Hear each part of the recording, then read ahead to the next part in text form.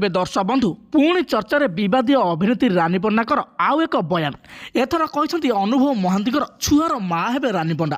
अनुभव महांती मते पसंद न करि कि मते विवाह न करि हेले मु गोटे भल स्त्री हो पारि छुआर माँ हो पारि परिवार देखाशुना करि एमती किसी बड़ बयान देवा परे एबे रानी पंडा को ट्रोल करा जाउची सोशल मीडिया रे। आउ अनुभव महांती मते देइछन्ती रानी पंडा को जवाब। तेबे अभिनेता अनुभव महांती रानी पंडा को कौन जवाब देले एवं सोशल मीडिया कौन सब कहते लोक मैंने चलते जाना आज भिडियोटी।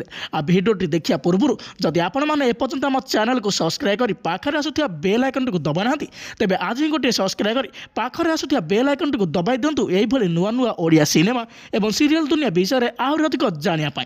ताहले फ्रेंड्स आपण मानक आम जन देउछु अभिनेत्री रानी पंडा अनुभव सपक्ष जाए केतेबेले कौन कहते से निजे भी जानी ना केतेबेले कहते से अनुभव महांती को विवाह करिबे तो आउ केतेबेले कहते से छुआर माँ हेबे आउ केतेबेले अनुभव महांती को दामी उपहार देवा पाई जाई से कहते अनुभव महांती जदि मते विवाह करती तेबे मु तांको सुनार चपल देवी। एमिति बहुत किछि बयान दे सारा पर अनुभव महांती मध्य रानी पंडा को खूब प्रशंसा करुछन्ती। हेले लोक माने एबे रानी पंडा को ट्रोल करबा आरंभ कर सारलेनी। कहउछन्ती तमे बामन होई चंद्र को हाथ बढ़ाइबा ठीक नुहे।